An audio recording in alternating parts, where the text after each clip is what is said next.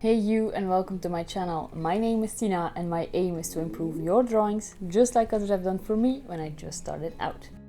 If you haven't subscribed to my channel, make sure to do this right now. You don't want to add that to your list of mistakes now, do you? Just kidding. I'll give you 2 good reasons why you should. The first one, every week I put out content like this video, and since everybody can keep learning and growing, I'm sure there are some things you'll pick up along the way. And secondly, you'll be making my day. I love making videos like this, but seeing my likes and subscribers grow lets me know that you are actually enjoying what I create. And that's a very nice feeling. Now that I've got my promo talk out of the way, let's get started with today's video. As the title suggests, I'll be going over some of the most common beginner's mistakes. Even though I mostly work in soft pastels, I do dabble in other mediums such as colored pencil and acrylics. So this list isn't just confined to mistakes related to pastel work or the coloring process, but more a general list of mistakes we all make when we start out. In the end, I'll let you know which were some of the mistakes that I made myself. Starting off this list is the following. Skewing your proportions. Proportions are tricky, especially when you are just starting out. We have a certain image in our head and how something looks, but it's actually not entirely correct, and even the slightest adjustment can make something look really odd. Actually, one of the most common mistakes of skewed proportions are heads and eyes, which we tend to make bigger than they need to be. That is also what I see when I go through some of my older drawings. Now there is one drawing I did that was so bad that I ripped it to pieces and threw it out in the garbage. Not that it made much of a difference, since the image is clearly burnt into my memory. Now the good news is that the more you draw from real life or images, the more these proportions will become engraved in your memory, and you won't be making this mistake again. The next one can also be brought back to the composition of your drawing, and that is bad perspective. You might think that you can fix this by adding shade and highlights, since this creates depth, but no matter how good you are at shading, an incorrect structure can never be fixed. To improve this, you should just focus on improving your linear perspective drawing skills. Now a third mistake is using too much hard lines, for example in hair and grass or in the animal portraits that I create. In the beginning you might think that you need to add every single line or hair that you can see.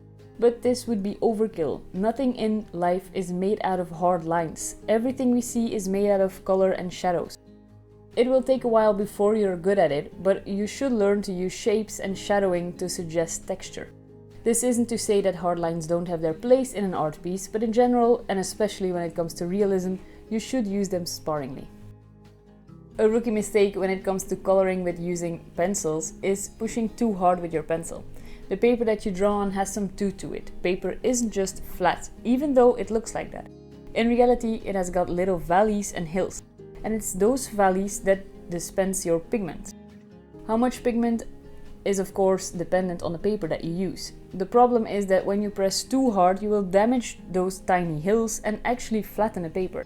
This will reduce the ability to add lots of layers, and in certain styles, for instance realism, you will need lots of layers to be able to get that realism onto your paper. So start with a light hand so you are able to add more layers. The fifth mistake is not practicing regularly. What I mean by this is that you are not consistent with your practice. For me, there were 2 reasons why this was so. The first one being a lack of motivation. Each beginning is hard and drawing is no difference. You may find that you don't get the desired result as fast as you like and begin losing your motivation. Just remember that this happens to everybody. Everybody went through the same learning curve, and even seasoned artists have periods where they have less motivation. A second reason why I didn't practice regularly is the following.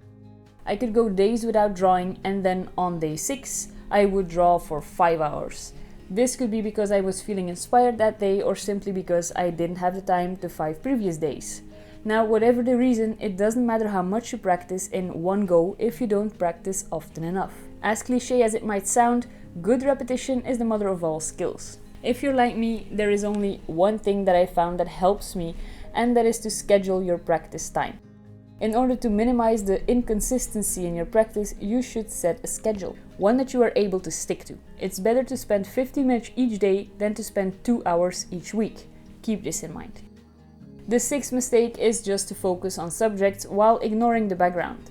While I get that it is super fun to work on a subject you are excited about, This could be a realistic portrait of a lion or a cartoon hero. It's good to incorporate entire scenes and backgrounds from time to time. Not only will this increase your skills, but it will also make some of your drawings more interesting.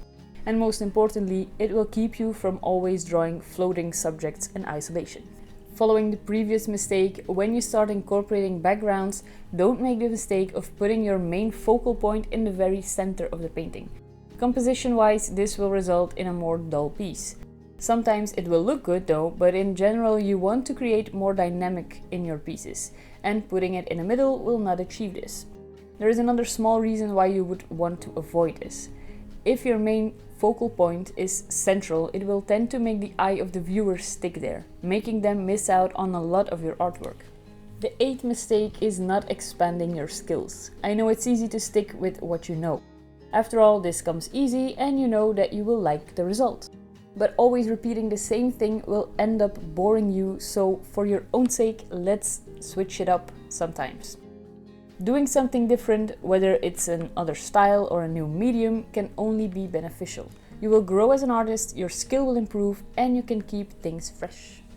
Now the next 2 mistakes are tied together, so let's start with the first one, and that is using too much contrast.